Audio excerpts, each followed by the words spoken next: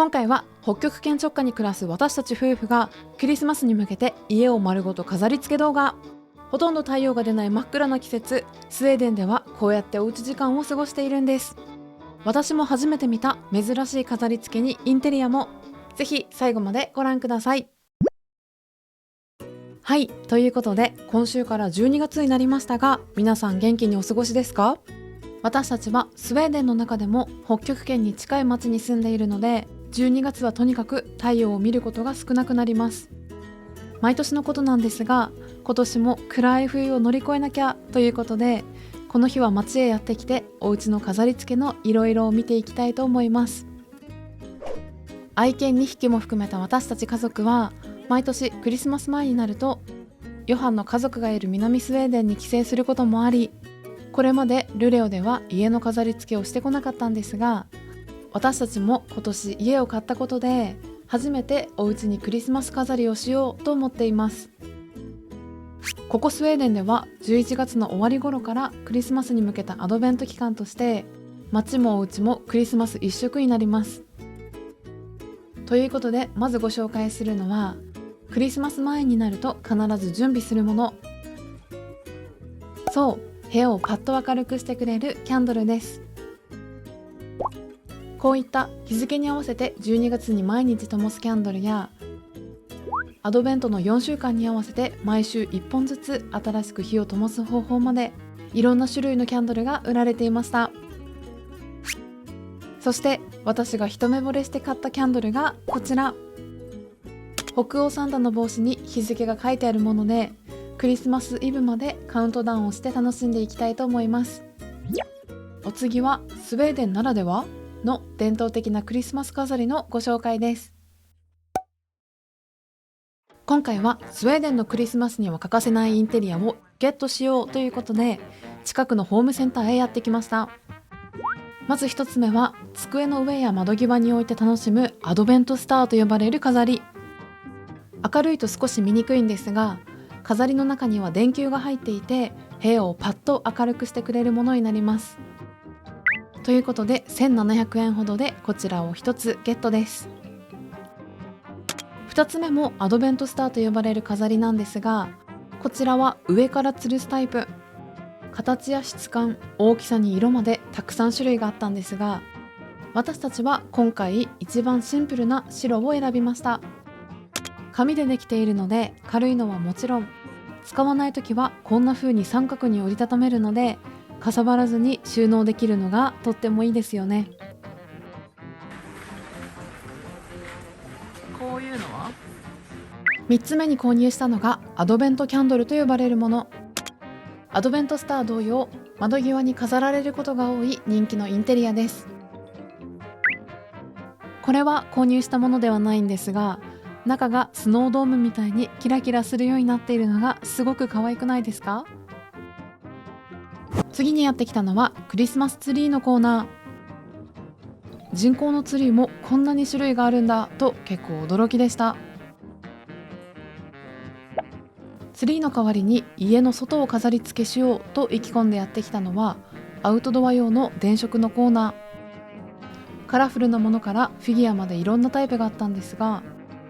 この時ちょうど半額でお得になっていた LED1000 個75メートルを購入しました。12月になるとほぼ毎日使うキャンドルは8本入りをゲットです。そして次はこの大量のサンタから選んでいくんですが、スウェーデンのサンタってこんな見た目って皆さん知っていましたか？赤やグレー、白といろんな色のサンタがいる中で、こちらのグレーサンタとお茶目な表情をしたトナカイをゲットしました。そしてクリスマスグッズ、最後にご紹介するのがこちらの商品。実はこの日私初めてこれを見て感動したんですが、こちらは手のひらサイズでクリスマス感が楽しめるミニチュアセット。思わず一つ購入しちゃいました。ということで次は買ったものをすべて使って家の飾り付けをしていきたいと思います。ここから買ってきたものを順番に開封していきたいと思います。皆さんのコメントが動画制作の活力になっています。引き続き毎週土曜日に動画をアップしていきたいと思っているので、チャンネル登録がまだの方がいたらぜひよろしくお願いします。これを撮影したのがちょうど1週間前の土曜日。今年は11月の最後の日曜日がアドベントの開始日ということで、急いで飾り付けをしています。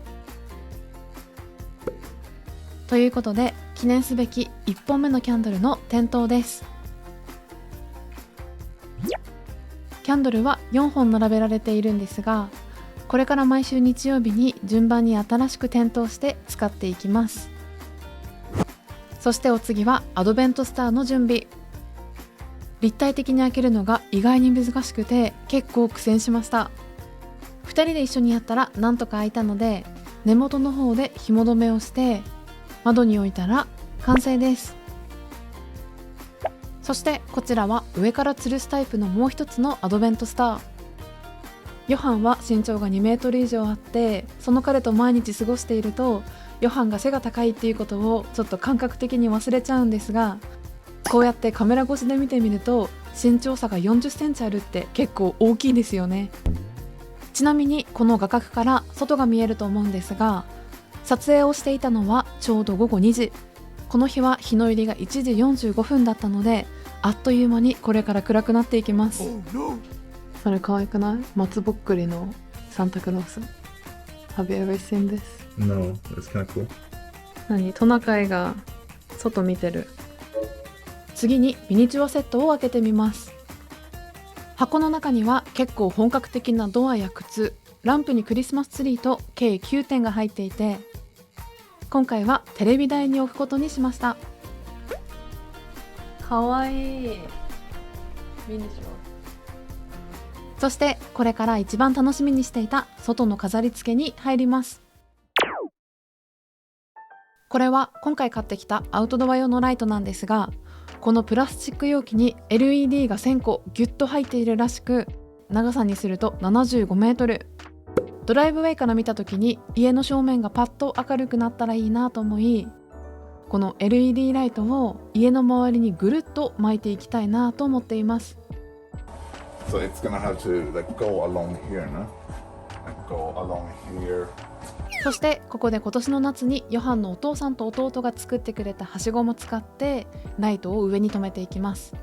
ちなみに最近家で EV 車を充電できるようにチャージャーも取り付けてもらいました。